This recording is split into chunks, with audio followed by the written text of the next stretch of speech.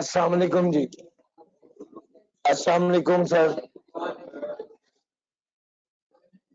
अस्सलाम वालेकुम सर जी। Sir sales tax जो है वो शुरू करना था आज।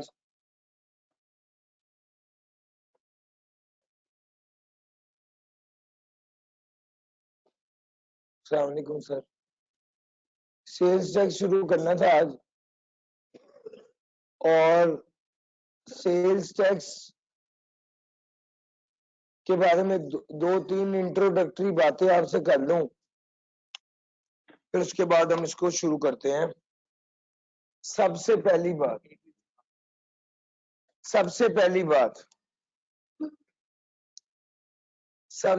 बात यह है कि सेल्स टैक्स के नाम से तो लगता है कि सेल्स टैक्स सेल्स पर लगता होगा। सेल्स टैक्स के नाम से तो ये लगता है कि जैसे सेल्स टैक्स सिर्फ सेल्स पर लगता होगा, जबकि असल में ऐसा नहीं है। सेल्स टैक्स सिर्फ सेल्स पे नहीं लगता, ये इंपोर्ट पर भी लगता है। सेल्स टैक्स सिर्फ सेल्स पर नहीं लगता, ये इंपोर्ट पर भी लगता है, ये एक्सपोर्ट पर भी लगता है, ये प्रोडक्शन पर भी लगता है, ये मैन्युफैक्चरिंग पर भी लगता है, ये कंजम्पशन पर भी लगता है। तो सेल्स टैक्स के नाम से धोखा नहीं खाना आपने। सेल्स टैक्स सिर्फ सेल्स पर नहीं लगता, पहली बात। दूसरी बात आपसे ये करनी है कि आपको जब चैप्टर 1 पढ़ाते हुए मैंने इनकम जो टैक्सेस है उसमें पढ़ाया था डायरेक्ट टैक्स और इनकम इनडायरेक्ट टैक्स, तब मैंने इनडायरेक्ट टैक्स पढ़ाते हुए सेल्स टैक्स पढ़ाया था, और उस वक्त मैंने ये कहा था कि डायरेक्ट टैक्स तो वो टैक्स होता है जो डायरेक्टली एफबीआर को जमा करा दिया जाता है, जबकि इनडायरेक्ट टैक्स वो टैक्स होता है जो हम डायरेक्टली एफबीआर को जमा इंटरमीडियरी को दे देते हैं ताकि वो एफबीआर को जमा कराए। सर ये इनडायरेक्ट टैक्स होता है। ठीक हो गया? दो बातें आपसे कर ली। एक आपसे मैंने बता दिया कि सेल्स टैक्स सिर्फ सेल्स पे नहीं लगता, और दूसरा ये बता दिया कि भाई ये इनडायरेक्ट टैक्स होता है। तीसरे नंबर पे एक जनरल सवाल आप लोगों से, आप लोगों ने ऑब्जर्व किया होगा, मिसाल के तौर पे हम बाहर जाएं और गन्ने की रॉ पिए, अभी बाहर जूस पिए फ्रेश, उस पर कोई टैक्स नहीं। लेकिन यही नेस्ले का बॉक्स ले लें, नेस्ले का जूस ले लें, उस पर टैक्स है। ऐसा ही है ना सर? आप गोगे के चने खाएं अभी जाके, कोई टैक्स नहीं है। लेकिन ये गौरमे पे चले जाएं मिसाल के तौर पे, या किसी और रेस्टोरेंट में चले जाएं, तो वहां पे टैक्स लगेगा। ये चक्कर क्या है? वो कंपनी है इस वजह से। चलो, जीएसके पाकिस्तान की एक बड़ी कंपनी है, वो जो दवाइयां बनाती है उस पर टैक्स नहीं होता।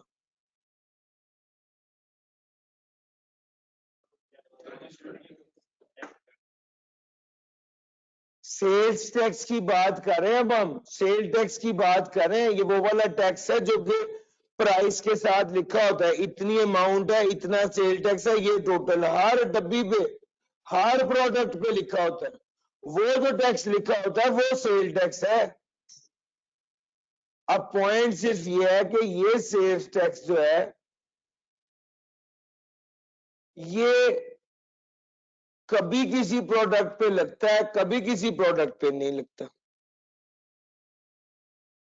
मैंने आपको बताया किसी जगह से खाना खाएं तो बिल में सेल टैक्स ऐड होता है, किसी जगह से खाना खाएं तो ऐड नहीं होता।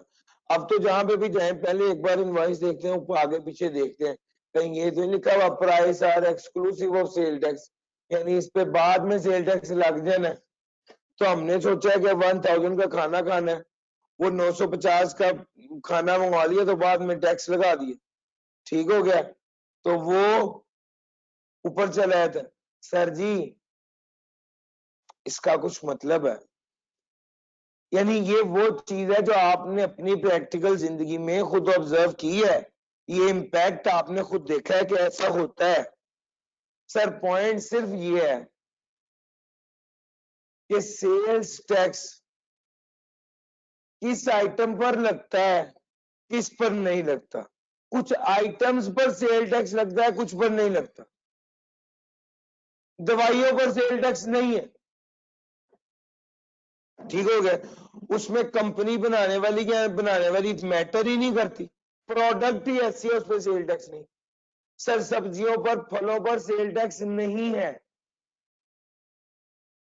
गंदुम पर चावल पर आटे पर दालों पर सेल्स टैक्स नहीं होता। यानी ये ऐसी दूध पर, दूध जो खुला दूध होता है और दही होता है उस पर सेल्स टैक्स नहीं होता जी। इनकी प्राइसेस कॉस्ट बढ़ने की वजह से बढ़ती है, सेल टैक्स की वजह से नहीं बढ़ती, ठीक है। अगर मिसाल के तौर पे दवाइयों की कीमत बढ़ रही है तो उसकी उसकी उसकी वजह जरूरी नहीं कि ये हो गई जनाब सेल्स टैक्स बढ़ रहा है, हर बार सेल टैक्स बढ़ने की वजह से थोड़ी प्राइस बढ़ती है। सर जी मेरी बात समझ आ रही है?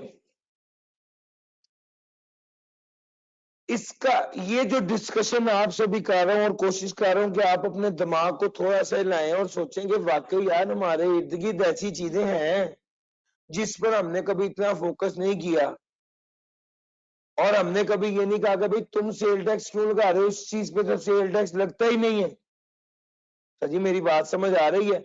यहाँ पर अब चूंकि आप टैक्स पढ़ चुके हैं और पढ़ रहे हैं और पढ़ना है, तो आप लोगों के पास जो है क्लैरिटी ज्यादा होनी चाहिए किसी आम बंदे के मुकाबले में। सर जी समझ आ रही है? आपको पता होना चाहिए कि यार इस प्रोडक्ट पे सेल टैक्स बनता भी है या नहीं बनता। आपको ये पता होना चाहिए कि इस रेस्टोरेंट वाले ने मुझे बिल के ऊपर सेल टैक्स ऐड करके दिया है, तो क्या ये खुद भी रजिस्टर्ड है और क्या इसका बनता था कि मुझे सेल टैक्स जो है ऐड करके देता, और क्या इसने मुझे जो इनवॉइस दी है वो सेल्स टैक्स की इनवॉइस दी है या नहीं दी। मेरी बात समझ आ रही है? ये चीजें इंशाल्लाह आप अभी पढ़ेंगे, लेकिन इसको जहन में रखिएगा।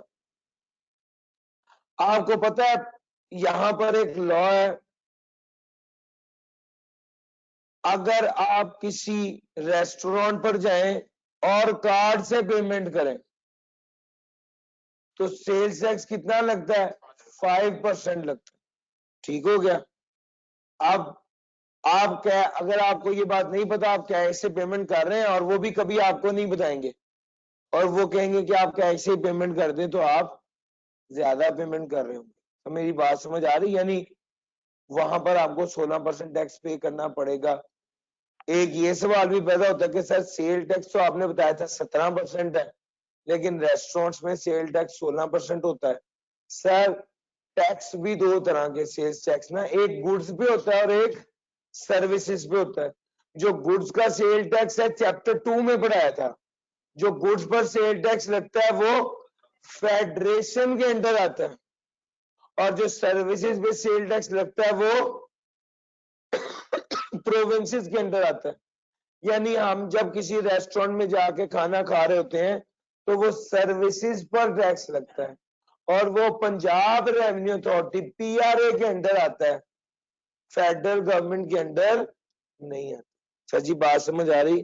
कुछ जनरल डिस्कशन थी, उससे होता है ये कि यार एक तो किताब पढ़ना होता है, लेकिन ये वाली चीजें अगर आपके जहन में हो तो आपकी को बच्चा को बंदा को भी आपसे पूछ ले तो फिर आपका वो भरम बना रहता है कि अच्छा इसको पता है ये टैक्स पड़ता है, ठीक है। अच्छा कंक्लूजन, ये जो जितनी बात अभी पिछले 5 मिनट में की इसका एक नतीजा निकालना चाहता हूं। यार सेल टैक्स वेरी करता है, sale tax item to item vary करता है, पर्सन टू पर्सन वेरी करता है। कुछ लोग वो चीज बनाते हैं उस पर टैक्स नहीं लगता, कुछ बंदे हैं जो जो वो प्रोडक्ट बनाते हैं तो उस प्रोडक्ट पर टैक्स नहीं लगता या उस पर टैक्स नहीं लगता, और कुछ आइटम्स हैं जिन पर टैक्स नहीं लगता। आपने सेल किसको की, अगर आपने एक्सपोर्ट की तो उस पर टैक्स नहीं लगेगा, अगर आपने पाकिस्तान में किसी को सेल की तो उस पर टैक्स लगेगा। तो ये वेरी करता है। एक्सपोर्ट करने पर टैक्स नहीं लगेगा, लोकल बेचने पर टैक्स लगेगा। पहली बात, अगर अगर जो है दवाई बेच रहे हैं, मेट्रो मेट्रो मैं हमेशा सेल टैक्स के वजह से मेट्रो को बहुत फैंसी करता हूं और कहता हूं कि यार आप लोग कभी मतलब अब के बाद कभी मेट्रो जाएं या कभी मेट्रो गए हो, या आप अगर जो आप में से जो लोग मेट्रो जाते हैं वो उसकी इनवॉइस देखें, बहुत अच्छी इनवॉइस होती है। उस वर्ष ने आइटम बाय आइटम बताया था कि इस पर इतना इतना सेल टैक्स है। उसी लाइन आइटम में जब आपने कोई फल सब्जी या कोई दाल खरीदी होगी, चावल खरीदे होंगे, तो उस पर उसने लिखा होगा कि इस पर सेल टैक्स नहीं। सर जी समझ आ रही है? तो वो आइटम पर भी डिपेंड करता है, पर्सन जो बेच रहा है उस पर भी, और तीसरे नंबर पे जो जिसको बेचा जा रहा है उस पर भी। ये तीन फैक्टर्स होते हैं जिस पे डिपेंड करता है कि सेल टैक्स लगना है या नहीं लगना। सर ये तो एक जनरल इंट्रोडक्टरी डिस्कशन थी जो आपसे कर ली, थोड़ा सा आगे चलते हैं और बात करते हैं। सेल्स टैक्स एक्ट 1990 में बना था और ये लॉ है relating to the levy of tax. Levy यानी लागू करना टैक्स का, किस पर? सेल पर, इंपोर्ट पर, एक्सपोर्ट पर, प्रोडक्शन पर, मैन्युफैक्चरिंग पर और consumption.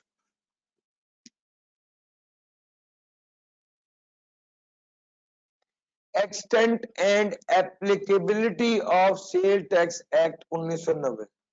Sales tax is applicable to all provinces of Pakistan and Islamabad Capital Territory, meaning thereby the Sales Tax Act 1990 is applicable to the whole of। Sir sale tax कहाँ लगना है? गुजरात में लगना है, लाहौर में लगना है, कराची में लगना है, सिंध में लगना है, कोयटा में लगना है, पेशावर में लगना है। हाँ जी भाई, हर जगह, पूरे पाकिस्तान, हर जगह पे लगेगा।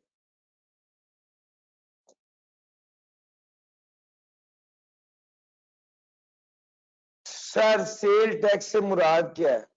वो कहता है कोई भी टैक्स जो इस कानून के तहत लगे वो सेल टैक्स है।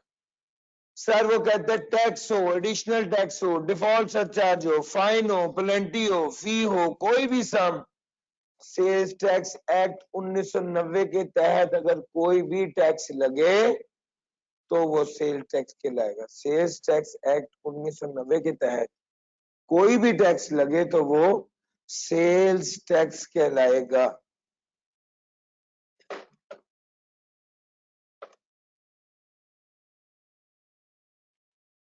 सर जी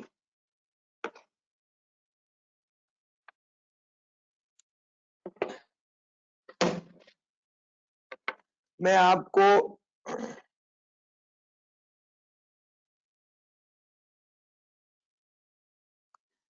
ना एक बेस ऑफ सेल टैक्स और बुनियादी कॉन्सेप्ट जो है, आज मेरा टारगेट वो है कि पहले मैं आपको वो बता, मैं आपसे 5 कॉन्सेप्ट डिस्कस करने लगा हूं आपके साथ। जरा मेरे साथ रहिएगा और वन बाय वन देखिएगा। सर जी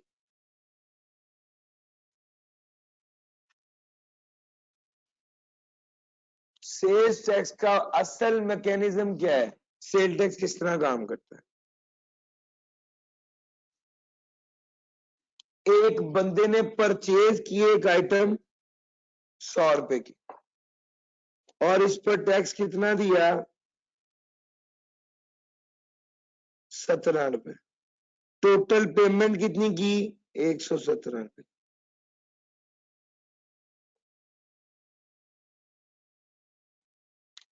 आपने एक प्रोडक्ट परचेज की है 100 की, इस पर सेल्स टैक्स था 17 और पेमेंट कितने की हो गई?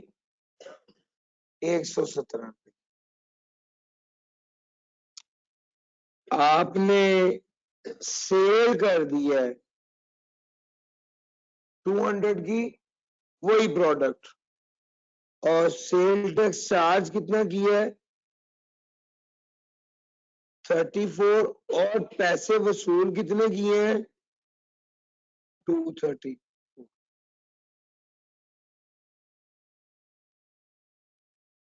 अब गौर से बात देखना, ये जो परचेज पर टैक्स पे किया था ना इसको इनपुट टैक्स कहते हैं। ये जो परचेज पर टैक्स पे किया था ना इसको इनपुट टैक्स कहते हैं।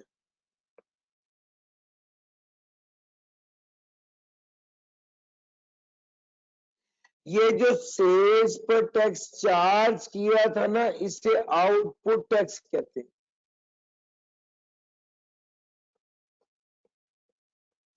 आपने परचेज पर जो टैक्स पे किया उसे इनपुट टैक्स कहते हैं। सेल्स पर जो टैक्स चार्ज किया उसे आउटपुट टैक्स कहते हैं।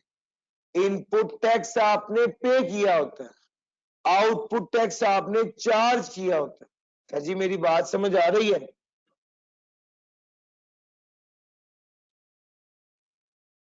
असल में टैक्स वाले कहते क्या है कि तुम सेल करो, उस पर सेल्स टैक्स लगाओ, वो सेल्स टैक्स हमें जमा करवा दो। ठीक है, सेल करके सेल टैक्स लगाओ और वो सेल टैक्स हमें जमा करवा दो। अब जरा गौर से बात सुनना,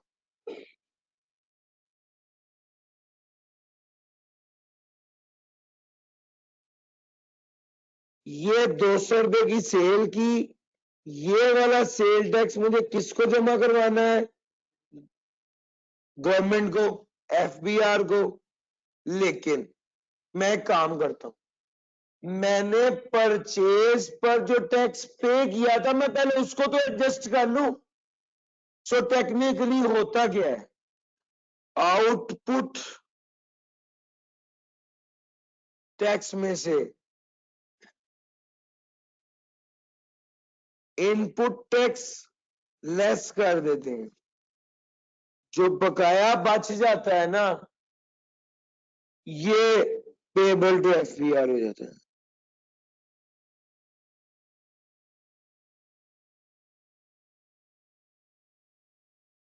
यार ये यानी पूरे सेल टैक्स का असल क्रक्स ये क्या क्रक्स है, आउटपुट टैक्स चार्ज करें, इनपुट टैक्स क्लेम करें, बकिया जो रह जाए वो पे कर दे। ये है सेल टैक्स। आउटपुट टैक्स से मुराद है सेल्स पर टैक्स, इनपुट टैक्स से मुराद है परचेज पर टैक्स, और सेल्स टैक्स पेबल बकिया रह जाता है। सर जी क्या ये बात आपको समझ आ गई? यस और नो? कोई सवाल ज़हन में आ रहा है तो पूछ लीजिए।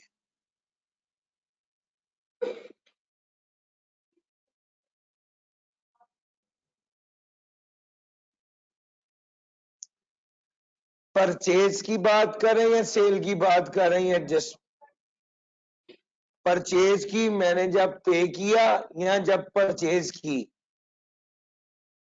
Which ever is earlier. मैंने परचेज कर ली तो मैं इनपुट टैक्स क्लेम कर लूं, मेरे पास इनवॉइस आ गई चाहे मैंने भी पे किया या नहीं किया।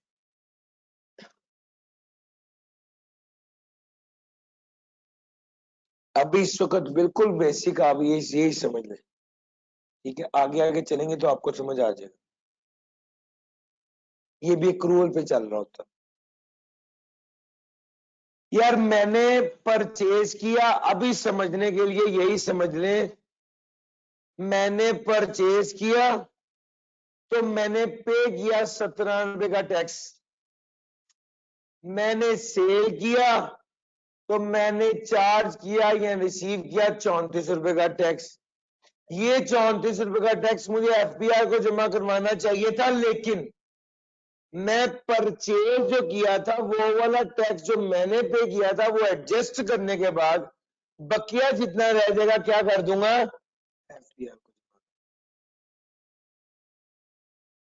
सर जी यस और नो? चलो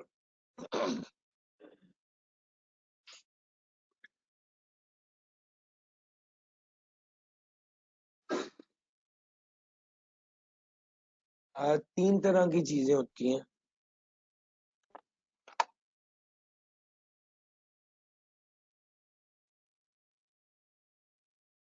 यार एक मिनट,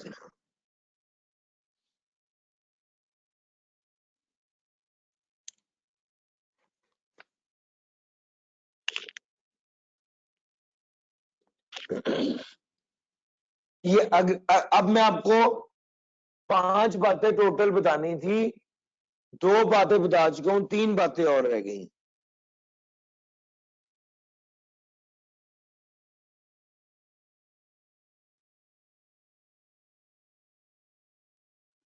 गुड्स होती हैं जी 3 तरह की।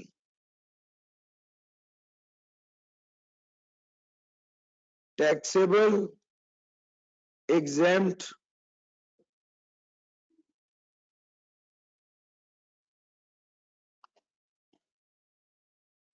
टैक्सेबल, एग्जेम्प्ट और जीरो रेटेड।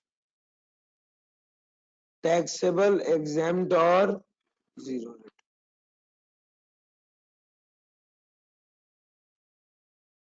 टैक्सेबल क्या है, एग्जेम्प्ट क्या है और जीरो रेटेड क्या है? ये 3 तरह की गुड्स होती हैं, हम इसको अलग-अलग डिस्कस करें।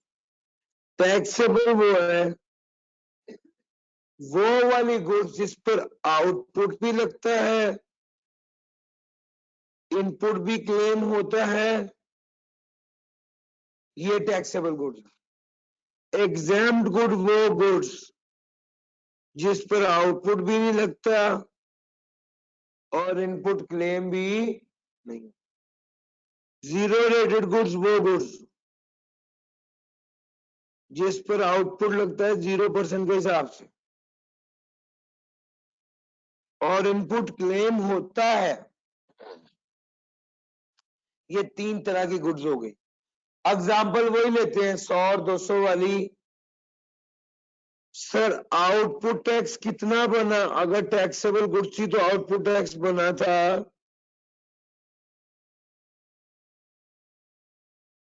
200 का 17% 34, और इनपुट टैक्स कितना बना था?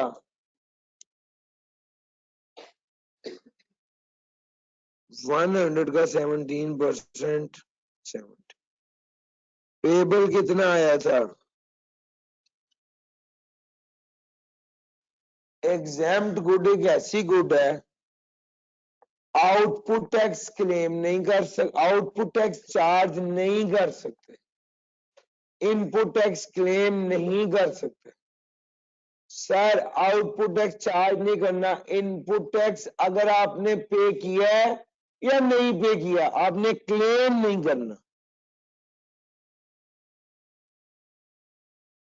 इवन इफ पेड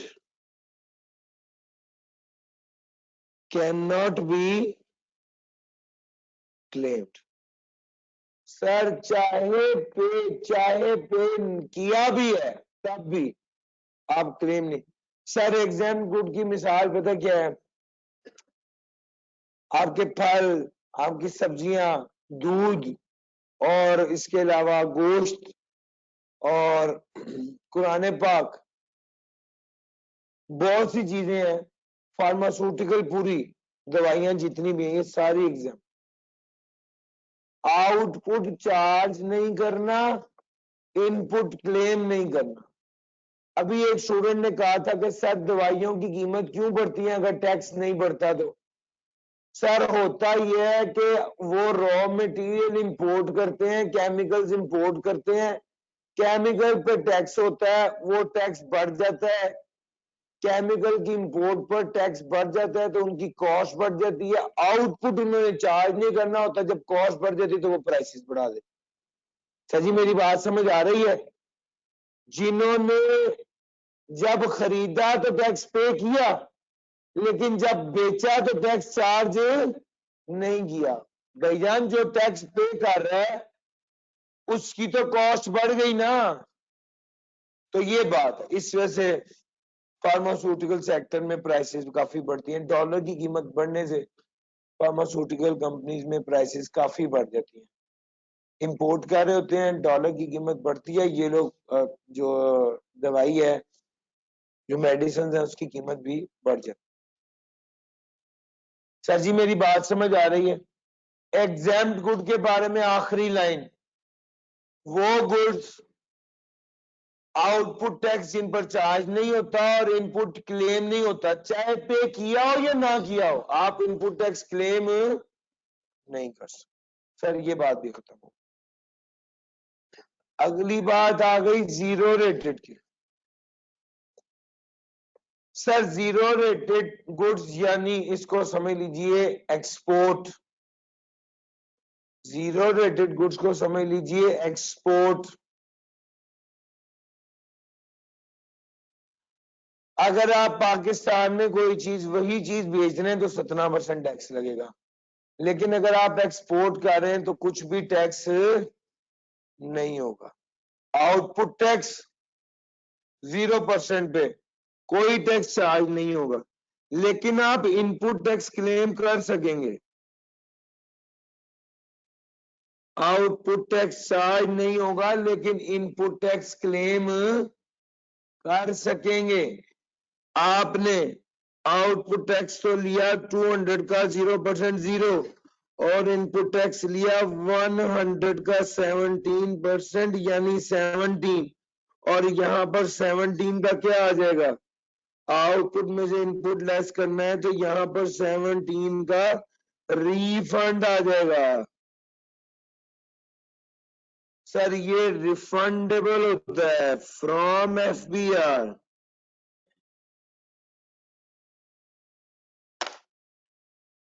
पांच बातें जो मैं चाहता था कि आपसे हो जाएं, वो पांच बातें यही थी।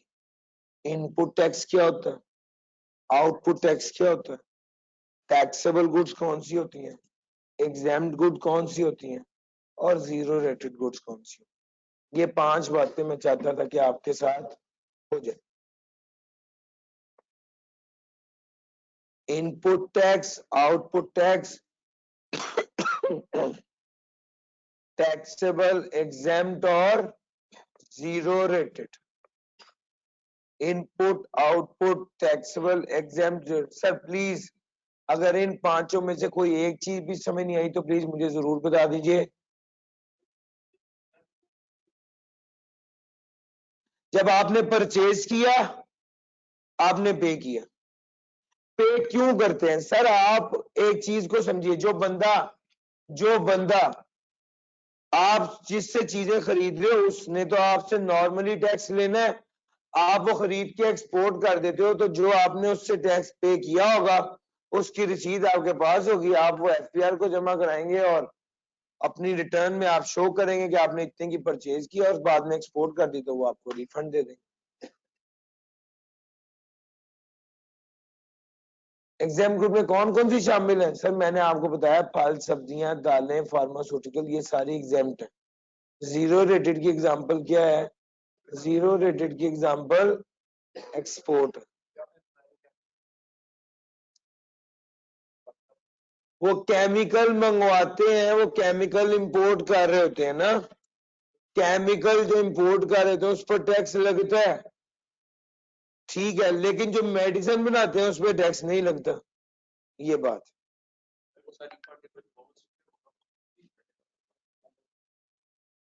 लॉस का क्या मामला है?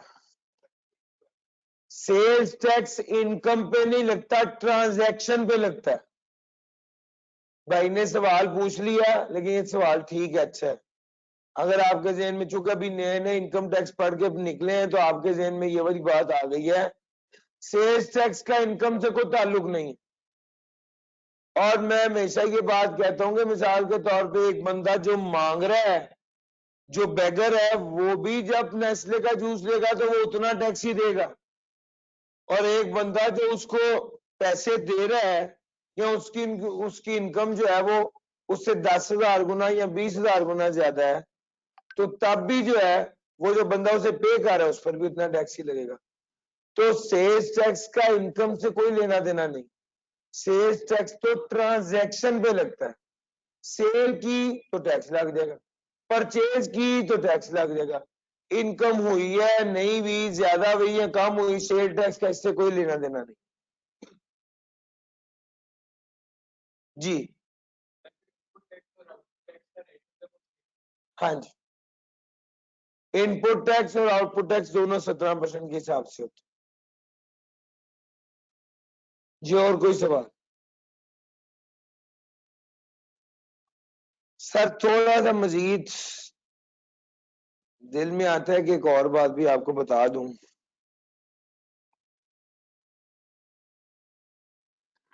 अब देखना गेम होती क्या है यार, एक प्रोडक्शन करने वाला था, इस प्रोडक्शन करने वाले ने 100 रुपए की एक प्रोडक्ट बना के बेची, जिस पे टैक्स लगाया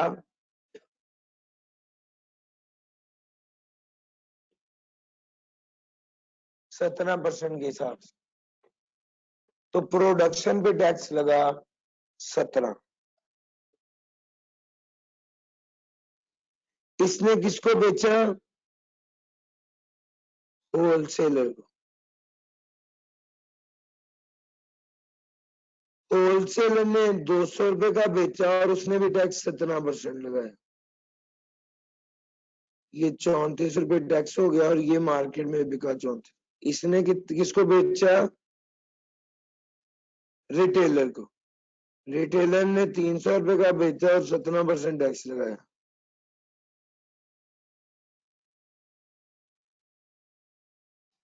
रिटेलर ने किसको बेचा? कंज्यूमर। अब मेरी बात समझना, हर बंदे के एंड पे, हर बंदे के एंड पे, प्रोडक्शन के एंड पे देखिएगा, आउटपुट टैक्स कितना है? 17। इनपुट टैक्स कोई नहीं है, तो यही आउटपुट टैक्स 17 होगा और यही पेबल भी होगा। सर होलसेलर के एंड पे देखिएगा, आउटपुट कितना है, इनपुट कितना है?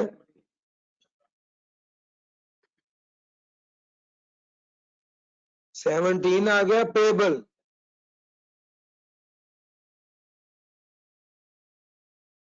रिटेलर के एंड पे देखिएगा, रिटेलर के एंड पे देखिएगा,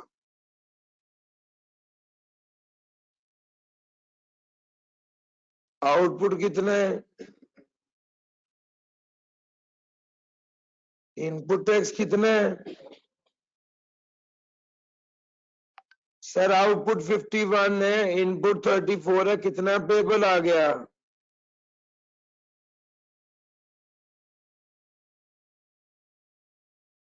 कंज्यूमर के एंड पे देखिएगा, कंज्यूमर ने जो 351 रुपए का जूस पिया है, उसमें उसने 51 रुपए का टैक्स भी साथ पिया है। जी मेरी बात समझ आ रही है? ये सारा टैक्स अल्टीमेटली किसके ऊपर जाके गिर जाता है? कंज्यूमर। हम जो प्रोडक्ट खरीदते हैं उसके ऊपर सेल टैक्स कनाडा से मेंशन्ड होता है, सर ये सारा टैक्स अल्टीमेटली कंज्यूमर पर जाके गिर जाता है, और इसको बेयर कौन कर रहा होता है? एंड कंज्यूमर कर रहा होता है। इसीलिए सेल टैक्स की वजह, सेल टैक्स लगाने से प्राइसेस बढ़ जाती है, बढ़नी है सर, सेल टैक्स बढ़ेगा कि सेल टैक्स लगेगा तो उससे प्राइसेस क्या हो जाएंगी? बढ़ जाएंगी। सर जी ये एक मैकेनिज्म है कि प्रोडक्शन से शुरू हुआ, प्रोडक्शन वाले 17 टैक्स जमा कराया, होलसेलर ने भी 17 जमा कराया, रिटेलर ने भी 17 जमा कराया, टोटल टैक्स जो एफपीआर को जमा कराना है वो 51 है। और ये 51 असल में बेयर किसने किया है? कंज्यूमर ने किया है। अल्टीमेटली एंड कंज्यूमर पर ये बोझ बन जाता है। ये बेसिकली सेल टैक्स है और ये इसका छोटा सा मैकेनिज्म मैंने आपके साथ शेयर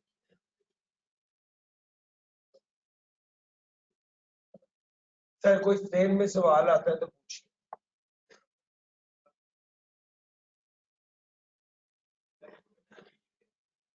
बंदा प्रोडक्शन हाउस से जाके ले ले, प्रोडक्शन वाले एक एक बंदे को सामान दे के वो सार्थक नहीं ना ले। प्रोडक्शन वाले चाहते हैं कि मैंने मिसाल के तौर पे 18,000 जूस रोज के बना रहा हूं तो वो बिक जाए। अब मैं कहा प्रोडक्शन वाले को के पास जाऊंगा और ना ही प्रोडक्शन वाले मुझे देगा। 100 रुपए की चीज है, वो रेट बढ़ के जो है वो 200 300। ऐसे ही दिन में एक बात आ गई, मैंने ना एक बिजनेस किया था, क्लीन अप प्राइवेट लिमिटेड के नाम से अपनी एक कंपनी बनाई थी। और ये जो क्लीनिंग प्रोडक्ट्स है ना, ये जो क्या नाम होता है, हैंड वॉश, डिश वॉश, इसका बिजनेस किया। ठहर जाओ, क्या बात है मुझे बता दो। अच्छा, मैंने जब वो बिजनेस किया तो मुझे रियलाइज हुआ कि जो हैंड वॉश मिसाल के तौर पे हम परचेज करते हैं 1 kg तकरीबन, वो 100 ml का या 200 ml का जो हैंड वॉश का पैक होता है वो हम लोगों को 200 का मिलता है।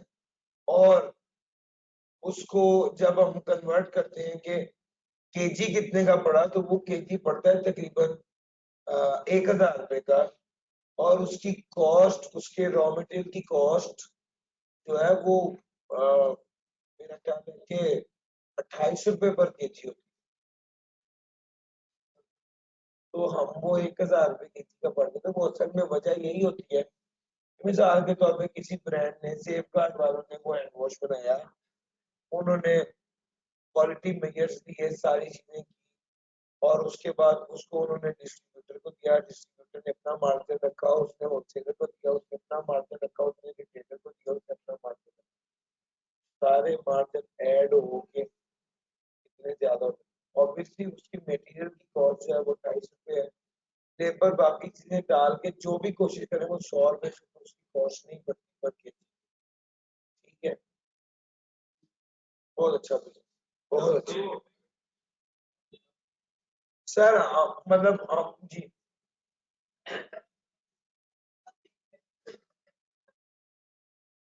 कौन कितना पे कर रहा है, सवाल ये एंड कंज्यूमर की बात कर रहे हैं तो वो 51 पे कर रहे हैं ना, 300 का खरीदा और 17% के हिसाब से हर बंदा अपने अपने हिसाब से पे कर। क्या आप एक मिनट आइए, सवाल कंप्लीट कर।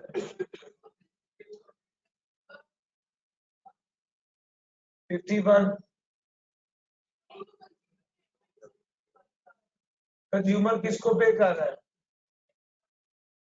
कंज्यूमर रिटेलर को 351 पे कर रहा है, रिटेलर 17 रुपए पे कर रहा है, रिटेलर होलसेलर से दे रहा है, होलसेलर भी 17 पे कर रहा है, और प्रोड्यूसर भी 17 पे कर रहा है।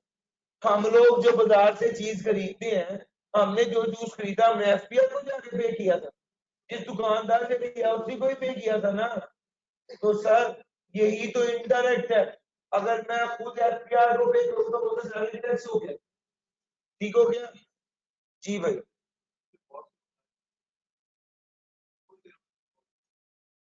वो इन तीनों में से कौन लगाता है, डिपेंड करता है कौन लगा रहा होता है। इसमें फर्दर आगे कुछ टाइप्स हैं प्रोडक्ट की ना, उसमें थर्ड कैजुअल आइटम्स होती हैं, वो पढ़ाएंगे फिर।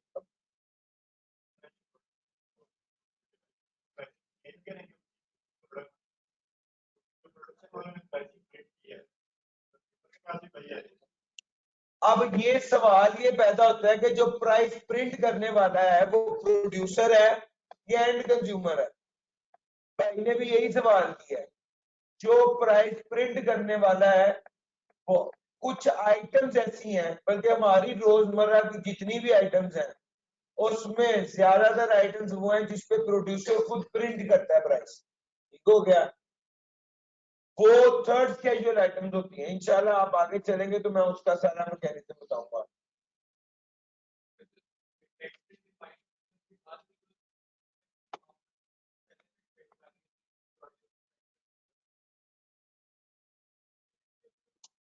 हाँ, तो जो भी रखेगा तो उस पर 17% ऊपर डाल दे। तो सेलर की मर्जी है ना, वो जितने की भी बेचे। ऊपर 17% लगा देगा।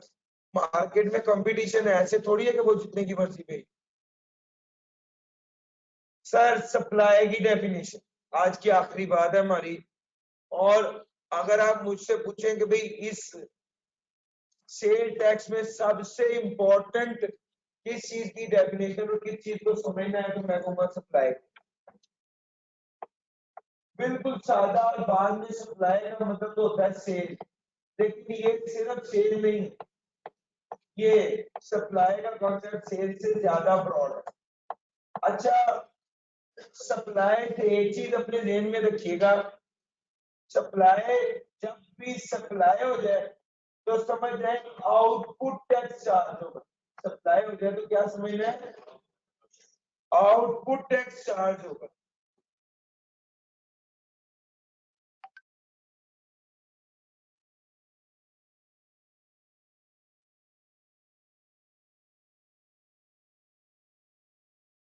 जब भी सप्लाई हो जाए तो आपके दिन में आना चाहिए आउटपुट टैक्स चार्ज हो, आउटपुट टैक्स चार्ज हो। ये चीज अपने दिमाग में बिठा लें। मैं फिर कह रहा हूं, जब भी सप्लाई हो जाए तो आपके दिन में क्या आना चाहिए, आउटपुट टैक्स चार्ज होगा। Sir ji, supply means a sale or other transfer of the right to dispose of the good as owner।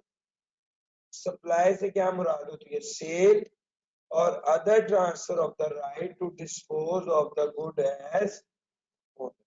supply से मुराद होती है सेल, सेल की तो इसका मतलब है सप्लाई है, और सप्लाई का क्या मतलब है, आउटपुट टैक्स चार्ज होगा। Other transfer of the right to dispose of the good, आपने किसी दूसरे बंदे को ट्रांसफर कर दिया है और ये राइट भी दे दिया कि वो आगे डिस्पोज कर दे गुड्स को।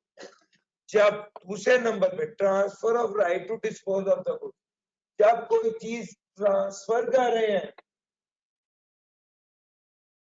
Transfer of the right to dispose of the goods, इसमें वो कहता है कि जब आपने किसी दूसरे को चीज ट्रांसफर की और उसको ये राइट भी दे दिया कि वो आगे बेच दे, तो इसका मतलब है ये सप्लाई है। और सप्लाई का क्या मतलब होता है, आउटपुट टैक्स चार्ज होगा। सप्लाई का मतलब है output tax charge, including such sale और transfer to hire purchase agreement. Sir अगर सेल या ट्रांसफर किया गया अंडर हायर परचेज एग्रीमेंट तो ये भी सप्लाई है। और सप्लाई का क्या मतलब होता है, आउटपुट टैक्स चार्ज होगा। तीन बातें हो गई सर, मैंने आपको तीन बातें बता दी, एक सेल बता दी, एक ट्रांसफर ऑफ द राइट बता दिया, और एक हायर परचेज एग्रीमेंट के तहत अगर ट्रांसफर किया तो वो बता दिया। चौथी बात, पुटिंग टू प्राइवेट बिजनेस और नॉन बिजनेस यूज। सर एक एसी बनाने वाली कंपनी है, उन्होंने एसी बना के खुद फैक्ट्री के अंदर ही लगा दिया कि चलो जो एसी बना रहे हैं उनको तो गर्मी ना लगे। सर उन्होंने एसी बनाकर खुद इस्तेमाल कर लिया, तो ये भी सप्लाई है। और सप्लाई का क्या मतलब है, ठीक हो गया भाई। सप्लाई का मतलब है आउटपुट टैक्स चार्ज होगा। सर उन्होंने वो एसी खुद अपनी फैक्ट्री में लगा लिया है, तो इसका मतलब है ये सप्लाई है। और सप्लाई का मतलब है आउटपुट टैक्स चार्ज होगा। एसी बनाने वाली कंपनी के मालिक ने एसी नया बन के आया और अपने घर लगा लिया है, तो ये सप्लाई है। और सप्लाई का क्या मतलब होता है, आउटपुट टैक्स चार्ज होगा। Sir ji putting to private use, ये भी सप्लाई है। बिजनेस या नॉन बिजनेस यूज, ये भी सप्लाई है ऑफ द गुड प्रोड्यूस। आपने खुद गुड्स प्रोड्यूस कर, सर एक जूस बनाने वाली कंपनी के मालिक ने जूस बनाकर पैक बनाकर खुद ही पी लिया, तो ये सप्लाई हो गई। सप्लाई का मतलब है आउटपुट टैक्स चार्ज होगा। वो जो उसने खुद पिया है उस पर भी आउटपुट टैक्स चार्ज। सर मैंने of the goods producer manufacture in the course of taxable activity. Important point है, ध्यान से समझिएगा। एक गाड़ी बनाने वाली कंपनी है, उन्होंने टायर बनाए हैं, टायर बनाकर सेल कर दिया, मालिक ने अपनी गाड़ी में वो टायर लगा दिया, तो ये सप्लाई होगी, और सप्लाई का मतलब आउटपुट टैक्स चार्ज हो, यानी उसने उस प्रोडक्ट को क्या किया, पर्सनल यूज कर लिया। अगर उसने फैक्ट्री की गाड़ी पर वो टायर इस्तेमाल किया है तो ये भी सप्लाई है। अगर फैक्ट्री की गाड़ी पर टायर इस्तेमाल किया है तो ये भी सप्लाई है, यानी उसने बिजनेस यूज कर लिया है तो वो भी सप्लाई है। सर अगली बात ज्यादा ध्यान से सुनिएगा। सर वो गाड़ी बनाने वाली कंपनी थी, उसने टायर बनाया और टायर बनाकर नई गाड़ी में लगा दिया है ताकि वो गाड़ी बनकर बिक जाए। सर ये सप्लाई नहीं है, ये सप्लाई नहीं है। अगर आपने कोई प्रोडक्ट बनाई है और उस प्रोडक्ट को दूसरी टैक्सेबल प्रोडक्ट बनाने के लिए इस्तेमाल किया तो वो सप्लाई नहीं। अब लॉजिकली इसकी बात समझना। सर जो टायर कंपनी ने बनाया वो उन्होंने गाड़ी के अंदर लगा दिया, नई गाड़ी जो मैन्युफैक्चर कर रहे थे उसके अंदर लगा दिया, और अब ये पूरी गाड़ी बेचेंगे, तो जब गाड़ी बेचेंगे सप्लाई होगी तो उसमें टायर भी तो सप्लाई होगा ना, तब उसे सप्लाई माना जाए। जब आप कोई गुड्स बनाते हैं, जब कोई गुड्स प्रोड्यूस करते हैं और उसे टैक्सेबल प्रोडक्ट को बनाने के लिए इस्तेमाल कर लेते हैं तो वो सप्लाई नहीं होती। जब आप कोई गुड्स मैन्युफैक्चर करते हैं और उसे टैक्सेबल प्रोडक्ट बनाने में इस्तेमाल करते हैं तो वो सप्लाई नहीं होती, क्योंकि जब वो टैक्सेबल गुड बन जाएगी तो फिर उस पर वो उसकी सप्लाई पर टैक्स लगाए। अब मैंने आपको यहाँ पे 3 बातें की, मैं तीनों दोहरा। बात नंबर 1, अगर कोई प्रोडक्ट मैन्युफैक्चर किया और उसे खुद प्राइवेट यूज कर लिया तो वो सप्लाई है, यस और नो? थोड़ा सा आप भी बोल रहे। अगर आपने कोई प्रोडक्ट बनाई और उसे बिजनेस के लिए इस्तेमाल कर लिया तो वो भी सप्लाई है, यस और नो? अगर आपने कोई प्रोडक्ट मैन्युफैक्चर की और उसको टैक्सेबल गुड्स को बनाने में इस्तेमाल किया, तो ये सप्लाई नहीं होगी। आपने कोई गुड मैन्युफैक्चर की और उसे टैक्सेबल गुड बनाने में इस्तेमाल किया तो वो सप्लाई नहीं होगी, क्योंकि वो टैक्सेबल गुड जब बिकेगी तब उसे सप्लाई माने। चौथी बात सुन लो, अगर आप अब सुनना, अगर आपने कागज बनाया, कागज, और उस कागज से बनाया कुरान पाक, कागज को इस्तेमाल किया कुरान पाक बनाने में, कुरान पाक टैक्सेबल नहीं होता, एग्जाम्प्ट होता है। कुरान पाक जो है वो टैक्सेबल आइटम नहीं है बल्कि एग्जाम्प्ट है। अगर आपने एक कागज बनाया और उसे कुरान पाक बनाने में इस्तेमाल किया तो ये सप्लाई है, क्योंकि आपने कागज को इस्तेमाल जहां पे किया वो गुड टैक्सेबल नहीं है बल्कि एग्जाम्प्ट है। लेकिन जब आपने टायर बनाया था और वो टायर बना के गाड़ी बनाने में इस्तेमाल किया था वो सप्लाई नहीं थी, क्योंकि गाड़ी खुद टैक्सेबल है। सर जी मेरी बात समझ आई है? 4 बातें आपको बताएंगे, 4 बातें आपको बताएंगे। बात नंबर 1, क्या है कि प्राइवेट यूज किया तो भी सप्लाई है, बिजनेस यूज किया तो भी सप्लाई है, नॉन बिजनेस सप्लाई है। आपने कोई गुड मैन्युफैक्चर करके टैक्सेबल गुड बनाने में इस्तेमाल करने की सप्लाई नहीं है। कोई गुड मैन्युफैक्चर करके एग्जैम्प्ट गुड बनाई हो तो वो सप्लाई है।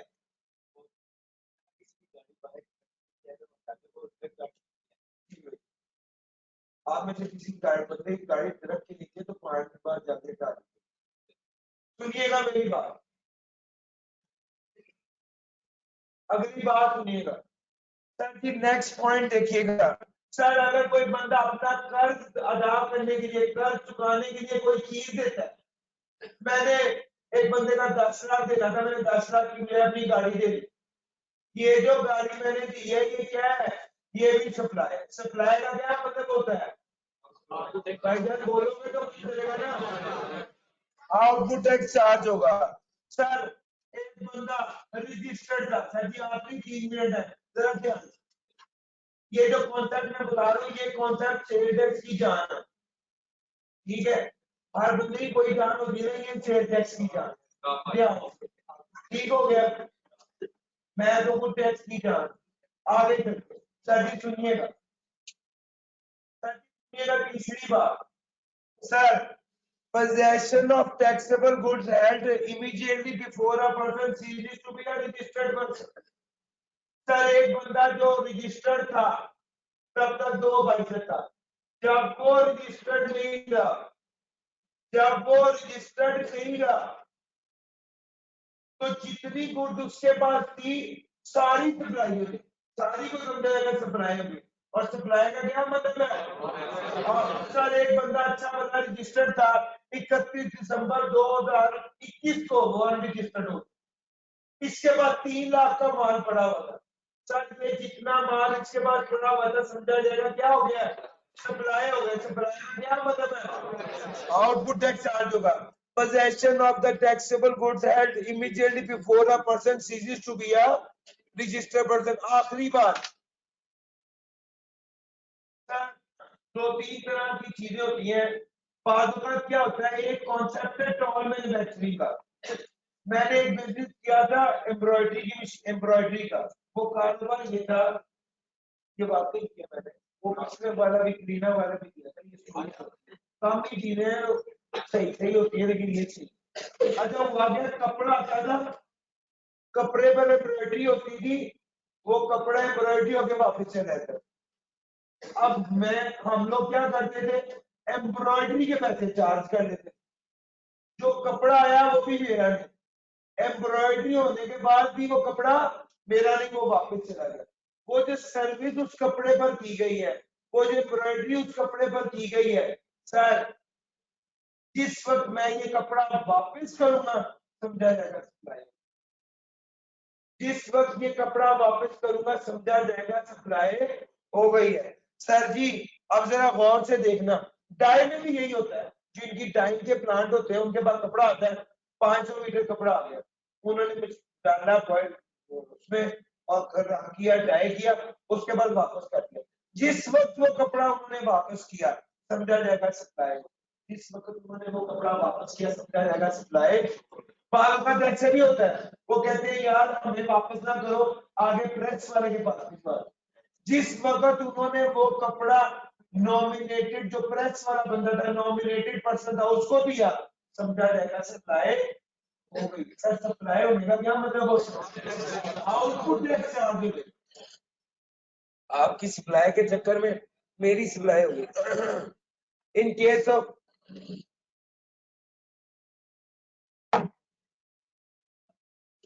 In case of manufacture of goods belonging to another person, the transfer or delivery of such goods to the owner or to a person nominated by him।